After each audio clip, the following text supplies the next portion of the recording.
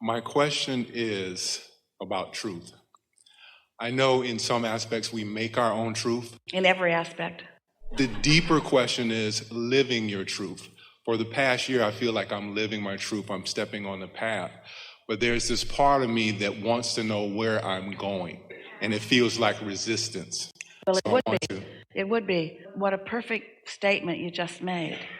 Because everything that we've been talking about before you sat down here is about being true to you. Your inner being knows who you are and has become it right up to the last request that you made. And when you feel elation, you are in that moment true to who you are. When you feel hatred, you're far, far, far from it. When you feel love, you're true to who you are. And the emotion is your indicator that there's no resistance that's preventing you from being all that you are. And so being aware of how you feel and then being able to guide yourself to thoughts that allow you to feel that way is what that being true to yourself really is. What was the second part that you said? It feels like resistance because I have to know where I'm going. That's just part of it. That's why we started where we did.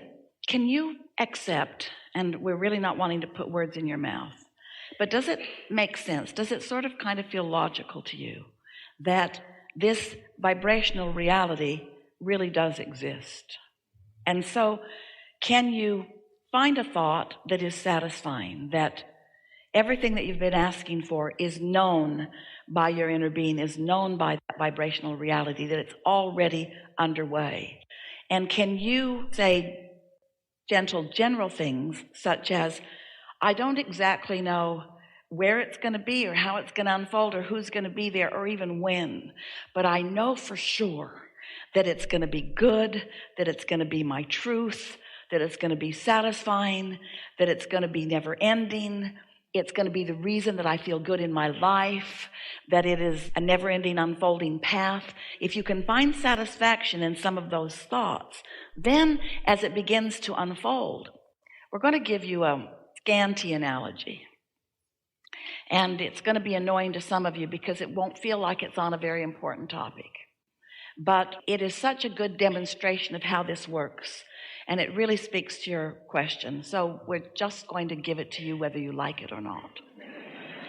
So one morning, Esther, she's been in California, and she awakened from her meditation. Now, we say awakened, meaning that thought occurred that woke her up.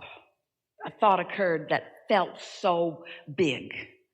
And the thought was about going to a particular store in Southern California, a furniture store.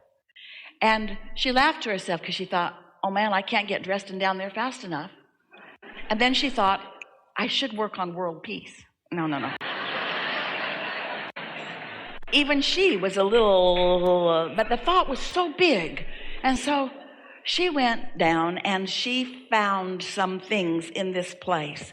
She's been helping some friends put their house together just with her ideas. They call her the Blue Book of Furniture because she likes it. And so they found a piece for the entry wall of their house. And it was a lovely table, really beautiful and really well priced. So they put it right in the back of Esther's SUV. And the two of them carried it up the stairs and put it there. It was so satisfying. It was just exactly right. And then off they went for some breakfast and to look around. And then they came back to the house and they found in the treasure trove of pictures that they had brought from their other house that were all sort of stacked against some walls, they found what seemed to be the perfect picture to put over that. And they nailed it up and they put it there, and they felt such satisfaction. And then other things were taking shape around the house, some things that they purchased and some things that they had, and they're moving them around. But here's this entry wall. And then a few weeks later, in meditation, Esther awakens from her meditation with another thought about a place to go. She cannot get down there fast enough. It's a consignment shop. And in this consignment shop was the most beautiful lamp. The house is contemporary and Asian. And Esther and her friend could not deny this lamp. They did not know where they were going to put it. It was just too good not to take. They really didn't even have a place to put it. There was a lamp on every place. They put it in the back of her car and they carried it over there. And when they walked in the door, they knew where it had to go, on that table. But now that picture wasn't right because the lamp blocked the picture. So the picture had to go somewhere else. So they moved the picture to another wall, hung it up. It's all right. In fact, it was perfect for now, satisfying for now. And then Esther's looking at it, and she remembers that at that same consignment shop, she had bought some rattan wall divider that she had no reason to buy. She just liked it. No place to put it. It was in her garage over at her house. And now she's looking at this wall. Boom! This thought comes into her mind. And so she takes her SUV over and she loads this in, and they bring it back and they put it there. And it is the most beautiful combination of things that she has ever seen. It was like the house put itself together. And now, days pass. They're having dinner in the dining room at this house. And someone gets up from the table, goes in, takes that picture off the wall, comes back into the dining room, puts it on the buffet across from the table, and everyone wants to jump for joy because that is where that picture belonged all along. But they couldn't get there from there. You see what we're getting at? Now, no?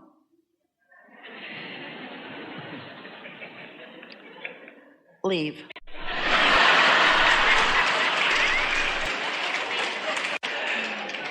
They had to be ready, to be ready, to be ready, to be ready, to be ready, to be ready, to be ready.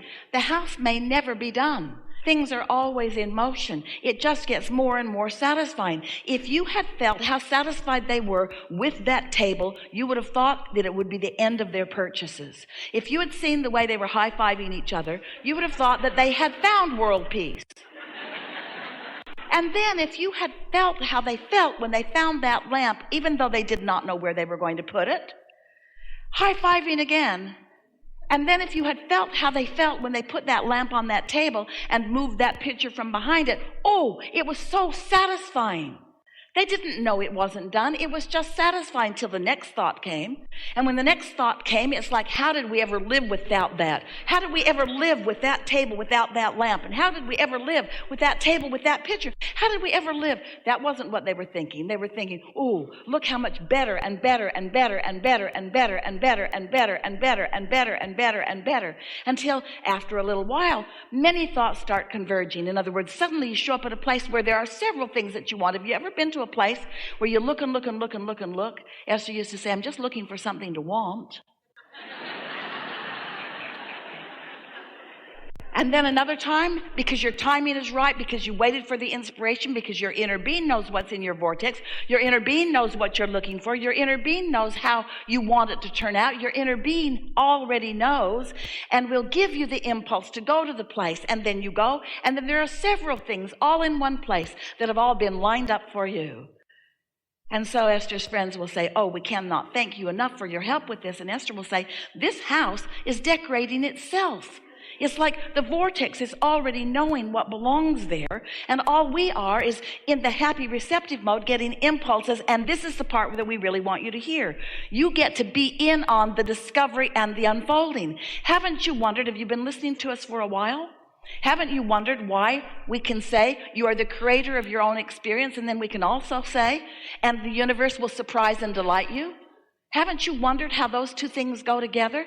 This is how. You are the creator of your own experience, but you are the vibrational creator, and everything else fills in, and you are the receiver of it. You are the receiver of the idea. You are the receiver of the impulse. You are the receiver.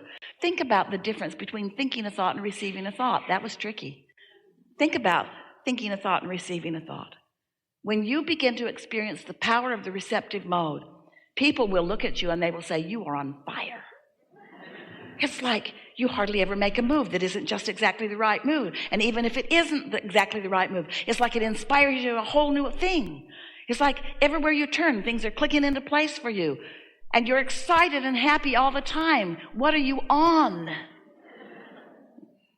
High. High on energy. High on the receptive mode. High on the replenishing mode. Yes? What I'm gathering from this is to keep stepping on the path, keep having fun, and just become cool with the unknown. So stepping on the path meaning? Meaning, let life come. Let life come. Enjoy the impulses. So as life comes, wanted and not wanted, you launch the rocket of desire, and it gestates and it gets ready for you to be ready for it. And you do your best to stay as non-resistant as possible so that you are the beneficiary receiver of the impulses that just lead to more and more and more and more satisfaction. Got it. There are a lot of things that are true, but a lot of the things that are true you don't want. So we really liked it when you added to that true to yourself, because everything about your true self you will like. Everything. Thank you. So let me catch my breath here. Basically, I'm looking for clarity. I'll just come out with it. Yeah, we don't have a lot more time. So clarity and direction is my kind of stuck feeling place right now. I have a wonderful job. I have a wonderful life, wonderful husband. I'm very grateful for all the wonderful things that I have. Well, that sucks. Yeah. I know, right? So how can I dig out, stay out? What is it that you think you're looking for that you don't have? In other words, would you describe the way you're feeling as you're looking for clarity, sort of dissatisfaction? Yeah. And would you describe clarity and satisfaction in the same way? Isn't clarity satisfying? And isn't confusion not satisfying? And isn't happiness satisfying? And isn't unhappiness not satisfying? So we're just wanting you to look for that satisfying feeling just for a little bit. Because we believed you when you talked about all of the wonderful things in your life, but still, there's something that's sort of stuck in your vibrational craw. And what it is with most of you, and what it certainly is with you, is it's this old way of approaching things where you feel like you have to figure out everything that you need to do and that you want to do so that you can just get on with doing it. Isn't it? That sort of feeling of not being fulfilled or not being right on your path, or like there's more but you don't know what it is, and so there's frustration because if you don't know what it is, you don't know where to go. But what about the notion that it's all there and that it will surprise you and delight you, and that you can just find a piece of it and then another piece of it and then another piece of it? Wouldn't that be nice too? When you're in that place where you're trying to find something, and in this case, you're not even sure what it is. You're not sure what it is and you're not sure where it is. You can dig around in a lot of purses and find yourself really frustrated when you're looking for something. You don't even know what you're looking for or where it is.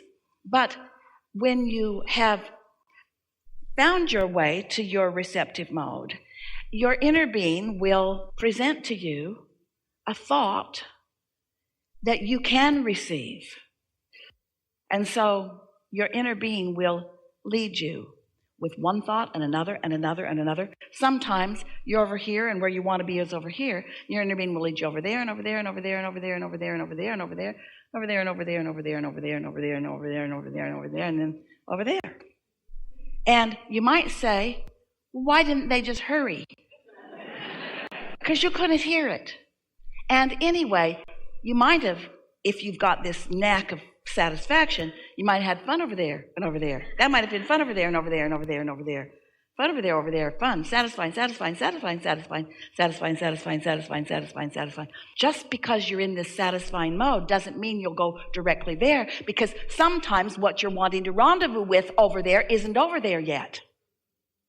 There's somebody else's inner being bringing them over there and over there. You should see what it looks like from an aerial view. You should see how you're zigging and zagging with each other. Half the time, you bump into each other accidentally and you don't even recognize each other.